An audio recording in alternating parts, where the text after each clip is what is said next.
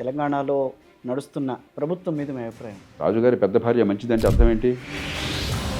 హామీలు ఇవ్వలేకపోతున్నాం, హామీలు అమలు చేయలేకపోతున్నాం వాళ్ళు చెప్పుకుంటున్నారు కదా. పవర్లోకి రావాలి కానీ ఎట్లయితే మనకేం కావాలా అని చెప్పి చేశారు. ఇవాళ కష్టపడుతున్నారు. నిజంగా ఓట్ల చోరీ అనేది జరిగే అవకాశం ఎంతవరకు ఉంటుందని అంటారు?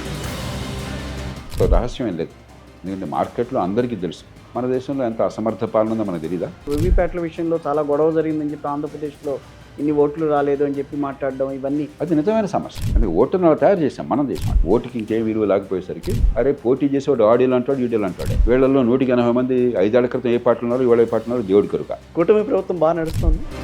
అది ఒకళ్ళు తిట్టుకోవడానికి మంచి మార్గంగా ఉపయోగపడుతుంది అంతే. ప్రజలు ఎన్నుకున్న ఒక వ్యక్తి ఒక పార్టీలో ఉండి అధికారంలో ఉన్న పార్టీలోకి వెళితే అప్పుడు ప్రజలు భాగస్వామ్యం ఏముంటుంది ఆ విషయంలో? ఈ గోండాలకు మీరే కదా సీట్లు ఇస్తుంది అన్ని పార్టీల వాళ్ళు. ఆంధ్రప్రదేశ్కి సంబంధించి గూగుల్ డేటా సెంటర్ అనేది వైజాగ్లో వస్తుంది. ఆంధ్రప్రదేశ్లో గత ప్రభుత్వం ఏం చేశారంటే అసలు అభివృద్ధి ఎందుకు? మేము బటన్ నొక్కాం, మీ ఇంటి డబ్బులు వచ్చేస్తున్నా, బ్రహ్మాండంగా పంచుతున్నాం, అంతే అయిపోయింది. ఇప్పటికీ మనం ఆంధ్రప్రదేశ్ వికసిత ఆంధ్రప్రదేశ్గా చూడగలం అని అంటారు.